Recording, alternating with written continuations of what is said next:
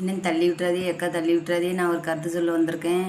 என்னென்னா, நம்ம வாழ்க்கை தரம் உயரணும், நம்ம வாழ்க்கையில் முன்னேறணும்னா ஓயாத உழைப்பு உழைக்கணும். சும்மா உட்காந்துக்கிட்டு நம்ம எதுவுமே பண்ண முடியாது.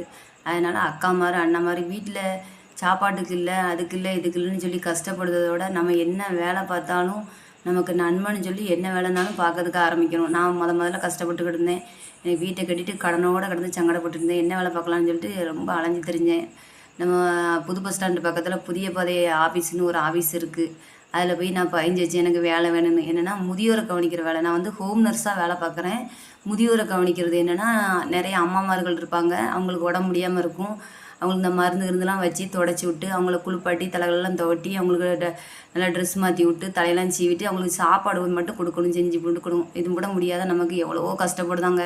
கொத்தனார் வேலைலாம் எவ்வளோ கஷ்டமான வேலை. எத்தனை அக்காமார் பார்க்காங்க. அதுக்கு இது ஈஸியான வேலை தான். முடிஞ்சால் முயற்சி